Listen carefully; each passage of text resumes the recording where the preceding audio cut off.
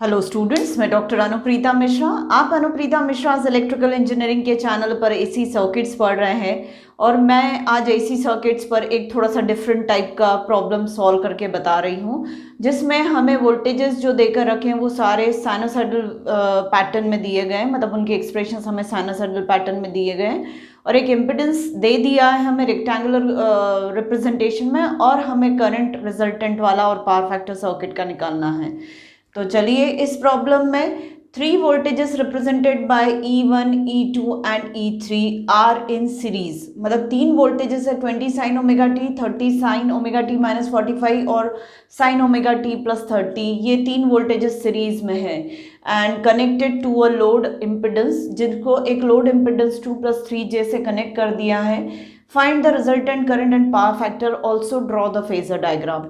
तो चलिए, इस टाइप के प्रॉब्लम को कैसे सॉल्व करना, क्योंकि इससे पहले मैंने series RL, parallel RL, series RC ऐसे सर्किट्स लिए थे, तो इस टाइप के प्रॉब्लम को कैसे सॉल्व करना है। तो नेचुरली हमें मालूम है कि ये जो एक्सप्रेशंस होते हैं साइनोसॉइडल वेवफॉर्म के, जो एक्सप्रेशंस होते हैं उसमें पहली जो टर्म होती है साइन ओमेगा टी का जो कोएफिशिएंट होता है वो हमेशा maximum value of the AC quantity होता है। तो वोल्टेज E1 का मैक्सिमम क्वांटिटी 20 है, E2 की मैक्सिमम क्वांटिटी 30 और E3 की मैक्सिमम क्वांटिटी 1 वोल्ट से, इस तरीके से।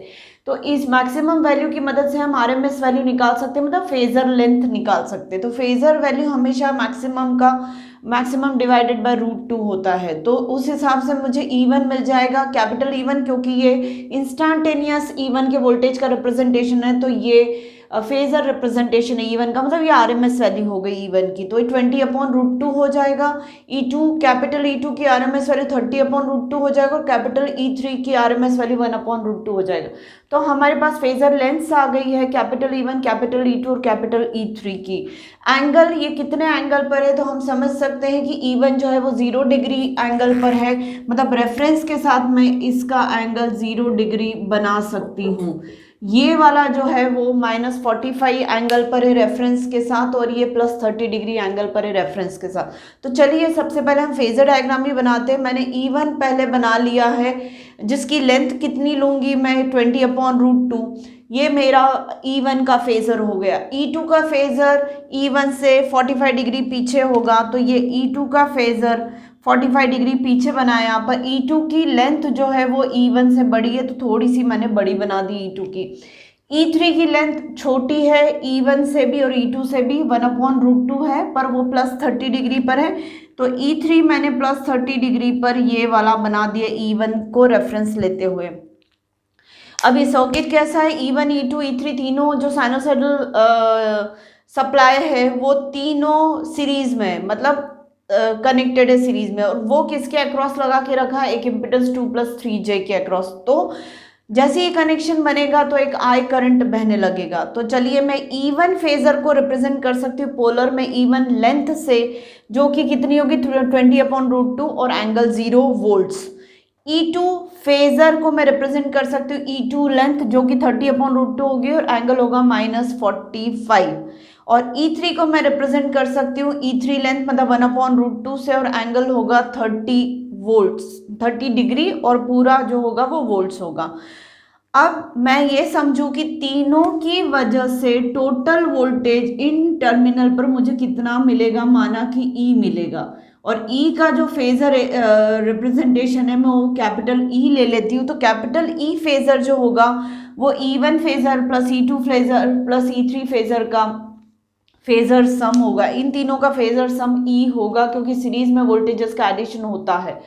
तो चलिए, E को मैंने E को लिखा, तो E1 को मैं E1 एंगल 0 डिग्री लिख रही हूँ, E2 को मैं E2 एंगल -45 डिग्री लिख रही हूँ, और E3 को मैं E3 एंगल 30 लिख रही हूँ।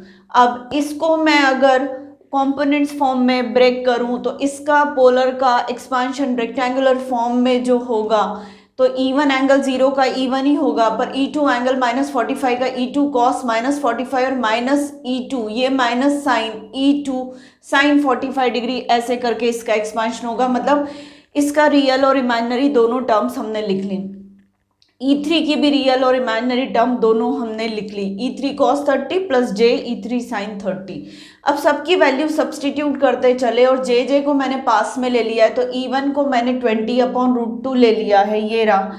E2 cos माइनस 45 है तो E2 cos 45 हो जाएगा, cos minus theta cos theta होता है, तो E2 cos 45, E2 की वैल्यू 30/√2 है और cos 45 1/√2 होता है। इसी तरीके से ये वाली जो रियल टर्म है E3 cos 30, E3 की वैल्यू 1/√2 है और cos 30 मतलब √3/2 होता है। तो ये तीनों रियल टर्म्स 1, 2 और 3 तीनों रियल टर्म्स को पास पास लिख लिया है। ये वाली इमेजिनरी टर्म जो है जे E3 sin 30 माइनस जे E2 sin 45 ऐसा लिखा है। तो जे E3 sin 30, E3 मतलब 1/√2 है और sin 30 मतलब 1/2, तो ये वो टर्म हो गई अलॉन्ग विद प्लस जे।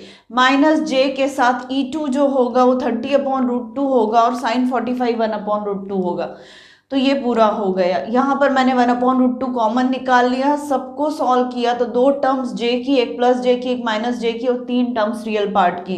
तीनों को एलसीएम से सॉल्व किया तो यहाँ पे 2 एलसीएम ले लिया और न्यूमरेटर फॉर्म कर लिया, और यहाँ पर जे लिया 2 एलसीएम लिया तो यहाँ पर भी न्यूमरेटर फॉर्म कर लिया। तो इसको कैलकुलेट करने पे 42.076 आया और इसको कैलकुलेट करने पे 20.71 आया और माइनस साइन आ गया क्योंकि ये बड़ी टर्म है, ये छोटी है। √2 से अब इसको मैंने पोलर में ट्रांसफॉर्म किया तो ये 46.89 इसका मैग्नीट्यूड आया और एंगल -26.2 आया। कैसे आया angle? tan inverse of -20.71 divided by 42.076 किया तो -26.2 डिग्रीज ऐसा एंगल आ गया है। और 1/√2 तो बाहर है ही, तो √2 से 46.89 मैग्नीट्यूड को डिवाइड कर देंगे तो ये 33.16 आए और एंगल ये आ ही रहा है। अब हमें ये हमारा वोल्टेज है, तो अब मैं इसको फेजर डायग्राम पे अगर रिप्रेजेंट करूं तो इसकी लंबाई जो है वो 33.16 है और कितने एंगल पर है? रेफरेंस से पीछे 26 डिग्री से। रेफरेंस हमारा क्या है? E1 है, तो इससे 26 डिग्री पीछे E है, मतलब ये θ1 की वैल्यू कितनी है? 26.2। तो E जो है वो E1 से माइनस एंगल पर है, θ1 डिग्रीज पर ज़्यादा क्लॉकवाइज डायरेक्शन में हो जाएगा, तो ये E1 की लोकेशन हो जाएगी। और 33.16 सबसे बड़ा है, मतलब इससे भी बड़ा, इससे भी बड़ा, तो मैंने थोड़ी E की लेंथ बड़ी बनाई है और पीछे बनाया है। E1 से E को 26.2 डिग्री से पीछे बनाया है, ठीक है। अब I निकालना चाहते हैं तो इस सर्किट में I की वैल्यू, इसका resultant voltage E divided by 2 + J3 होगा, मतलब वोल्ट्स अपॉन ओम्स करेंगे तो ओम्स लॉ से करंट निकलेगा, तो ये हमने किया। 2 + J3 को फिर मैंने रेक्टेंगुलर से पोलर में ट्रांसफॉर्म किया तो 3.6 इसका मैग्नीट्यूड आया और एंगल 56.31 आया और ऊपर का तो एंगल है ही। 33.16 को 3.6 से डिवाइड किया तो 9.21 आया और -26.2 और डिनोमिनेटर का भी एंगल माइनस होके जाएगा तो -56, तो दोनों का एडिशन होगा तो ये -82.51 होगा। मैग्नीट्यूड से न्यूमरेटर मैग्नीट्यूड को डिनोमिनेटर मैग्नीट्यूड से डिवाइड किया और न्यूमरेटर एंगल में से डिनोमिनेटर एंगल को सब्ट्रैक्ट किया तो ओवरऑल एडिशन हुआ एंगल का, पर साइन माइनस आएगा तो वो आ गई। इतना एम्पियर्स का करंट बहेगा। अब सारी चीजें अगर हम फेजर डायग्राम पे ले तब हम समझ पाएंगे कि पावर फैक्टर एंगल कितना होगा और पावर फैक्टर क्या होगा।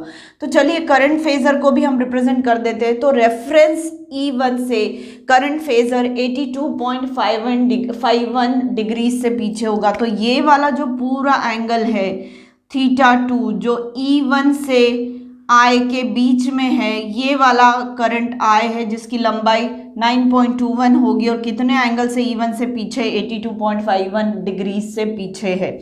माइनस साइन रिफ्लेक्ट कर रहा है ज़्यादा क्लॉकवाइज डायरेक्शन में, तो ये हमने बना दिया। अब पावर फैक्टर एंगल होता क्या है? पावर फैक्टर एंगल वो होता है कि सप्लाई वोल्टेज, ये तीनों मिलके सप्लाई वोल्टेज बना रहे हैं और इनमें से निकलने वाला जो करंट, ये जो तीनों मिलके करंट डिलीवर कर रहे हैं I, इन दोनों के बीच का जो फेज डिफरेंस होगा, E और I के बीच का जो फेज डिफरेंस होगा, मतलब ये वाला, ये फेज डिफरेंस हमको बताएगा कि पावर फैक्टर एंगल कितना है। तो ये हो जाएगा θ2 माइनस θ1 जो होगा एंगल, θ2 माइनस θ1 जो होगा वो मुझे पावर फैक्टर एंगल दे देगा। मतलब ई और आई के बीच का एंगल जो होगा 56.31 होगा। 82.51 में से 26.2 को सब्ट्रैक्ट कर दूंगी तो पावर फैक्टर एंगल ई और आई के बीच का जो होगा, मतलब सप्लाई वोल्टेज और करंट के बीच का जो एंगल डिफरेंस होगा वो आपका पावर फैक्टर एंगल होता है। तो 56.31 वो एंगल आया, और उसी का जब आप कॉस करते हो तो आपको पावर फैक्टर मिल जाता है। तो इस तरीके से पावर फैक्टर 0.554 आया। तो उम्मीद है आपको इस टाइप का प्रॉब्लम भी अगर एग्जाम में आता है तो सॉल्व करते बनना चाहिए। इजी है बेटा, डिफ़िकल्ट नहीं है, पर डिफरेंट है, ये समझिए आप। तो उम्मीद है आपको आज का प्रॉब्लम एक्सप्लेनेशन समझ में आया होगा। तो प्लीज़ मेरे आज की वीडियो को लाइक कर दीजिए, मेरे चैनल को सब्सक्राइब करिए और मेरे वीडियो से ज़्यादा से ज़्यादा फ़ायदा उठाने की कोशिश करिए। आप लोग के कुछ भी डाउट्स हो प्लीज़ आप कमेंट सेक्शन में लिख कर मुझे भेजिए, मैं सारे आपके डाउट्स क्लियर करूँगी। Thank you.